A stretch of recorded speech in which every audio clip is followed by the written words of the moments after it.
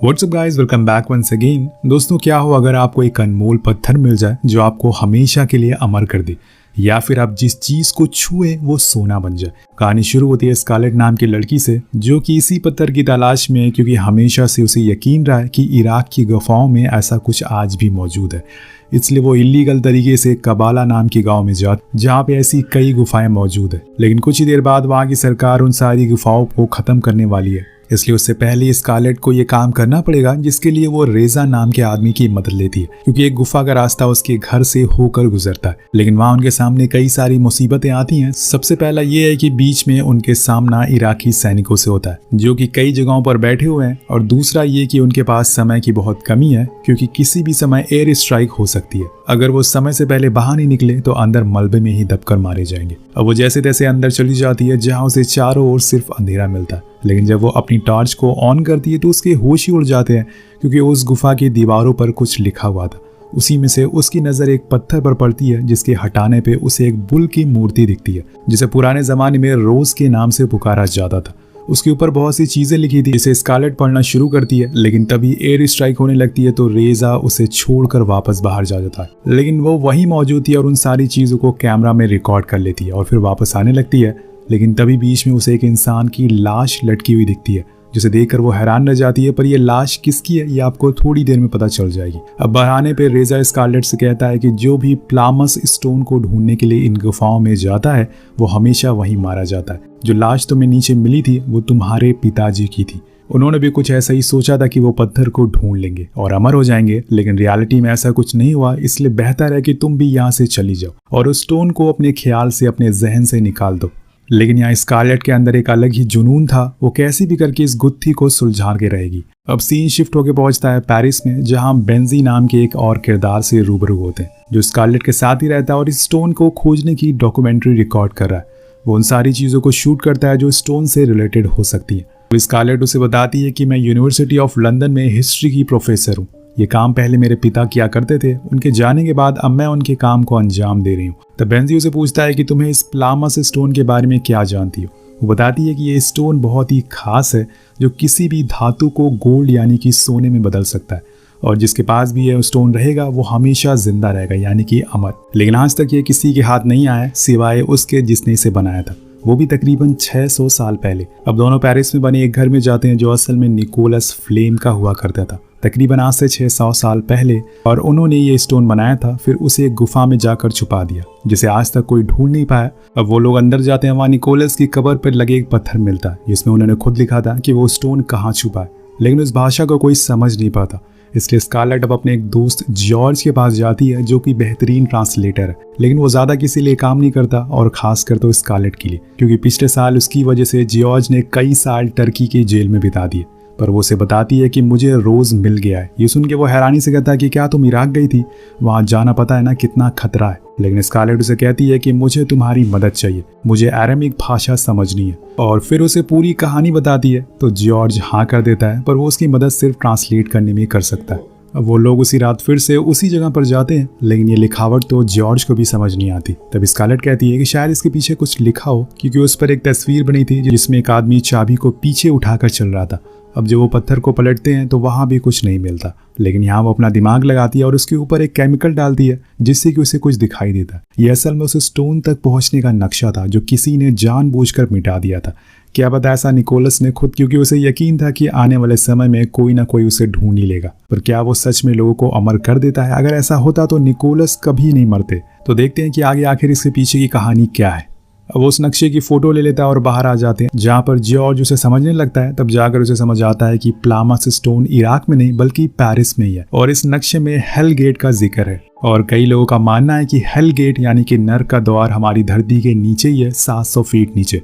तभी उसे याद आता है कि यहाँ तकरीबन 680 फीट नीचे किसी सुरंग की बात हो रही है, लेकिन वहाँ जाना नामुमकिन है। तभी स्कारलेट कहती है कि हम जहाँ पे खड़े हैं उसके नीचे हजारों सुरंगें हैं। रोमन एम्पायर के ज़माने में तकरीबन 6 मिलियन लोगों की लाशें नीचे यहीं दफनाई गई थी, और वही है हेल्स गेट। कुछ समय के पहले पास के ही एक शहर में भूकंप आया था, जिसकी वजह से एक हिस्सा ढह गया, और उसी समय हमें इन लाशों के बारे में पता चला। अगर तुम चाहो तो हम वहाँ जाकर इस बारे में जानकारी निकाल सकते हैं।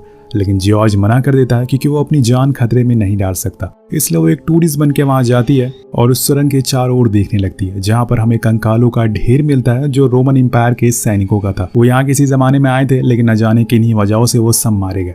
स्कारलेट को वहां पे निकोलस की कब्र से रिलेटेड भी कुछ चीजें मिलती हैं, जिसके साइड में एक डोर भी था।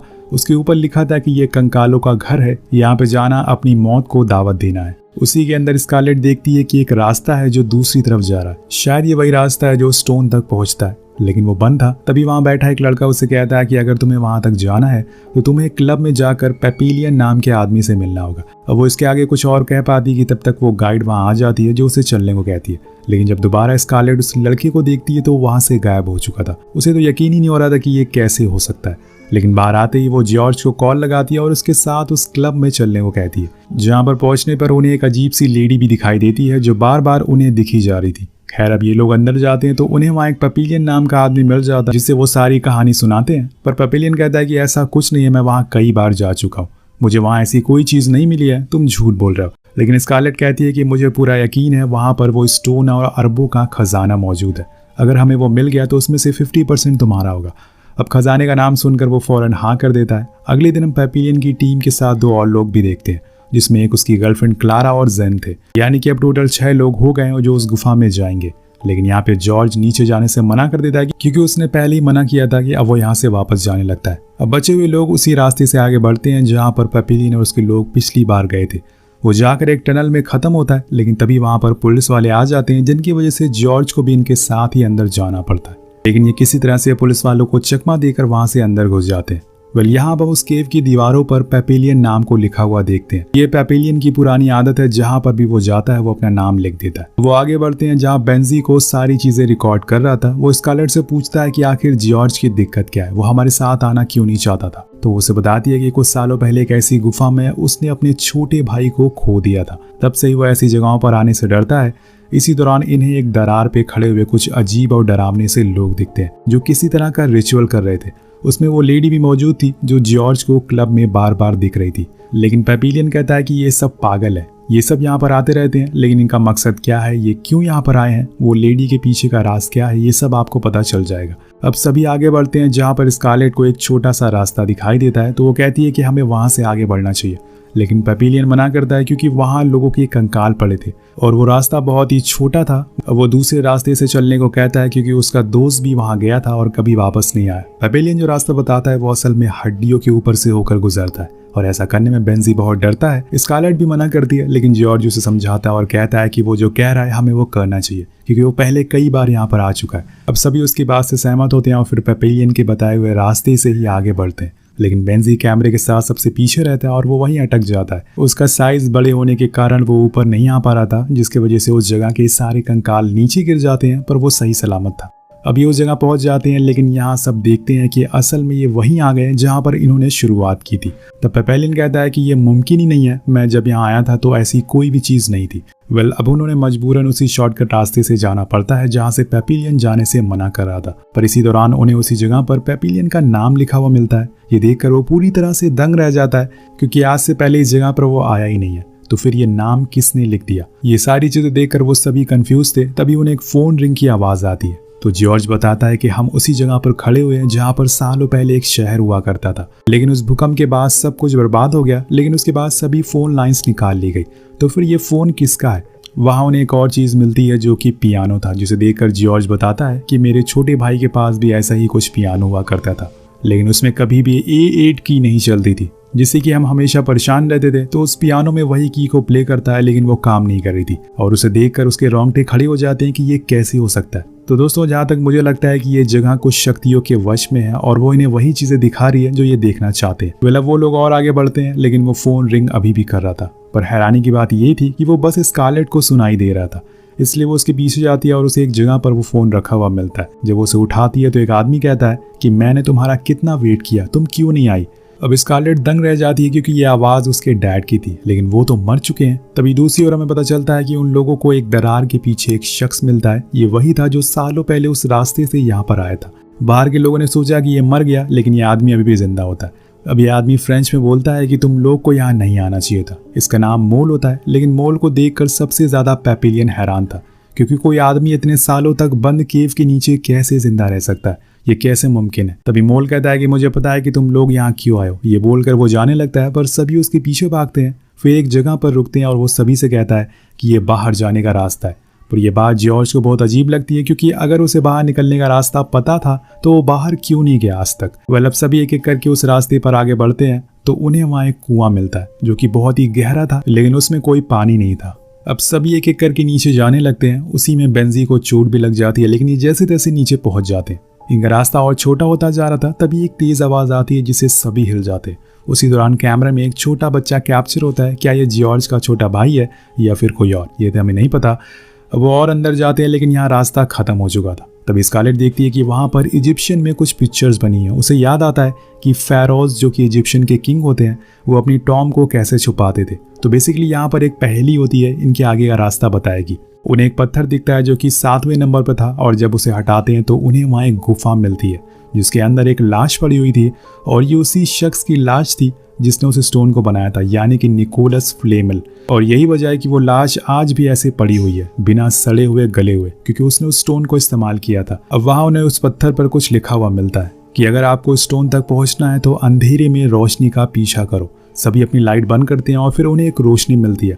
वो उसे फॉलो करते हैं जो पानी के अंदर जा रही थी। जैसे ही वो उस पानी की दूसरी तरफ से बाहर आते हैं, उन्हें वो खजाना मिल जाता है जिसकी तलाश में वो यहाँ आए थे। सभी बहुत ही खुश थे, अब वो अमीर बन चुके थे, और सबसे अनमोल चीज़ वो स्टोन भी यहाँ मौजूद थी। और इन उन दीवारों में वो प्लामस स्टोन भी गड़ा हुआ मिलता है जिसे स्कारलेट निकाल लेती है। लेकिन उसके दिमाग में बस एक ही चीज़ चल रही थी कि हमें इतनी आसानी से ये स्टोन कैसे मिल गया, इसके पीछे ज़रूर कोई चाल हो सकती है। तभी पेपेलियन खुशी के मारे उस खजाने के दरवाजे को खोल देता है, और यहाँ वो कर देता है एक बहुत बड़ी गलती, क्योंकि ये एक ट्रैप था। वो गेट को तोड़ते ही उसके ऊपर की दीवारें ढह जाती है और इसमें कई लोगों को चोट भी आती है। लेकिन तभी वो नोटिस करते हैं कि मॉली उन्हें कहीं दिखाई नहीं दे रहा है, यानी कि वो सच में एक वहम था। इन सभी का ऐसा कोई भी चीज एग्जिस्ट नहीं करती। वो कब का मर चुका है। पर वहीं दूसरी ओर पत्थर गिरने की वजह से इनके एक साथी के हाथ में चोट लग जाती है, तो स्कारलेट वहां उस स्टोन को घिस देती है जिससे कि वो ठीक हो जाती है। अब इससे ये तो साबित हो गया था कि वो पाल्मस स्टोन और निकोलस की सारी थ्योरी सच्ची थी। अब जब वो और आगे बढ़ते हैं तो उन्हें कुछ चीजें लिखी हुई मिलती है, जैसे कि तुम्हें यहाँ आकर गलती कर दी, अब तुम्हें अंधेरे के राज्य में प्रवेश करना होगा। तो इसका साफ मतलब था कि इनका सामना अब नर्क के दरवाजे से होगा। सभी एक छोटी सी सुरंग की मदद से आगे बढ़ते हैं, लेकिन यहाँ अब इनके साथ ही वही चीजें सेम होने लगती है, लेकिन रिवर्स मोड में। जैसे कि इन्हें निकोलस की लाश की जगह एक बार फिर से मॉली दिखाई देता है। जब एक साथी उसके पास जाता है तो मॉली उसे बुरी तरह से मार डालता है और तुरंत वो गायब हो जाता है। स्कारलेट उस स्टोन को फिर से यूज करती है उसे जिंदा करने की, लेकिन ऐसा हो नहीं पाता क्योंकि वो मर चुकी थी। मतलब मरे हुए लोग जिंदा नहीं हो सकते, सिर्फ जख्मी लोगों को स्टोन से ही ठीक किया जा सकता है। लेकिन यहाँ इनके लिए और मुसीबतें बढ़ना शुरू हो जाती है। सभी को अब डर लगने लगा था। अब वो सभी अपने साथी की बॉडी को छोड़ देते हैं और फिर उसी जगह पर पहुंच जाते हैं जहां पर मॉली उन्हें लेकर गया था, उस कुएं के पास। लेकिन वहां इस बारी बेंजी को क्लब वाली लड़की दिख जाती है जो उसे धक्का दे देती है और वो सीधा ऊपर से नीचे गिरता है, जिसमें उसकी जान चली जाती है। अब इनके साथ वही चीजें हो रही है जो इन्हें डरा सके, जैसे कि कुछ कंकालों के पीछे जॉर्ज को उसका छोटा भाई दिखता है। लेकिन स्कारलेट उसे समझाती है कि ये सच नहीं है, ये टनल में बहुत सी बुरी शक्तियां हैं जो हमारे अंदर के डर को बाहर ला रही है, जिससे हम घबरा जाए। तभी उन्हें किसी की चीखने की आवाज सुनाई देती है। वो करीब जाते हैं तो उन्हें वहां एक जलती हुई कार दिखती है जिसके अंदर वही लड़का बैठा हुआ था जिसने स्कारलेट से कहा था कि जाकर तुम पेपिलियन से मिलो। लेकिन यहाँ पेपिलियन बार बार कहने लगता है कि इसमें मेरी कोई गलती नहीं है, मैंने कुछ भी नहीं किया। लेकिन तभी न जाने कैसे वो उस कार के करीब खींचने चला जाता है। अब सभी उसे रोकने की कोशिश करते हैं, लेकिन ऐसा हो नहीं पाता। वो कार के अंदर बैठा लड़का उसे खींच लेता है और कार गायब हो जाती है। तब उसके साथ ही देखते हैं कि वो जमीन के अंदर धंसा हुआ है। वो उसे बचाने की कोशिश करते हैं, लेकिन तब तक वो जमीन के अंदर जा चुका था। अब यहाँ बचे हैं सिर्फ 3 लोग। जेन कहता है कि हमें कैसे भी करके यहाँ से बाहर निकलना होगा, लेकिन तभी एक अजीब सी चीज आकर जॉर्ज के गले पर हमला कर देती है, जिससे वो घायल हो जाता है। तब स्कारलेट स्टोन का इस्तेमाल करती है, लेकिन कोई फायदा नहीं होता। वो हैरान थी कि ऐसा कैसे हो सकता है, और तब उसे समझ आता है कि एक्चुअल में ये असली स्टोन है ही नहीं। इसलिए वापस उसी जगह पर जाती है, उस स्टोन को उसी जगह पर लगा देती है और सही स्टोन को ढूंढना शुरू करती है। तब उसे एक गोल्डन स्टोन चमकता हुआ दिखता है। वो उसके ऊपर से धूल को साफ करती है, लेकिन वहां उसे खुद का ही चेहरा दिखाई देता है, यानी कि ऐसी कोई चीज है ही नहीं। ये तो बस एक वहम था, एक छलावा था। ऐसी कोई फिजिकल स्टोन मौजूद नहीं है। सारी शक्तियां तो स्कारलेट के अंदर आ गई है, क्योंकि उसने उस फेक स्टोन को इस्तेमाल किया था। लेकिन अभी तक उसने जो भी पाप किए या फिर जो भी गिल्ट वो उसे एक्सेप्ट नहीं कर पा रही है। इसलिए वो उन शक्तियों का इस्तेमाल नहीं कर पा रही है और अब उसे सारी सच्चाई पता चल चुकी थी। अब वो वापस जाने लगती है, लेकिन बीच में उसे अपने डैड की आत्मा दिखाई देती है, जिन्हें वो गले से लगा लेती है और उनसे कहती है कि डैड मुझे माफ कर दो, मैंने उस दिन आपसे सही से बात नहीं करी, उसके लिए मैं शर्मिंदा हूँ। अब वो अपने साथियों के पास जाती है और सबसे पहले जॉर्ज को ठीक करती है, वो भी बस उसे छू कर, और वो फिर से जिंदा हो जाता है। इसके बाद वो जॉर्ज और जेन से कहती है कि हमें अपने पापों की गलतियों का अपनाना होगा, तभी हम यहाँ से बाहर निकल पाएंगे। तो जॉर्ज कहता है कि मैं अपने छोटे भाई की मौत का जिम्मेदार खुद को मानता हूँ। वहीं जेन कहता है कि मुझे एक बेटा हुआ है, लेकिन मैंने उसे कभी अपनाया नहीं और यही मेरी गलती है। इसके बाद वो जाकर एक वेल में कूद जाते हैं और काफी देर तक बस गिरते रहते हैं, जहाँ से तीनों पेरिस शहर में वापस आ जाते हैं। कुछ समय के बाद हमें स्कारलेट दिखाई जाती है, जो कहती है कि मुझे कभी भी स्टोन नहीं चाहिए था, मुझे बस इसके पीछे की सच्चाई जाननी थी। ऐसा कुछ भी होता है क्योंकि इसके लिए मेरे डैड ने खुद की जान दे दी। शायद यही वजह हो सकती है कि स्टोन की पावर और वो फेक स्टोन स्कारलेट को मिला, क्योंकि उसे कभी किसी चीज का लालच नहीं था, वो बस सच जानना चाहती थी। इस कहानी का नाम है एज अबव एज बिलो, मतलब जैसी दुनिया ऊपर है वैसे ही नीचे।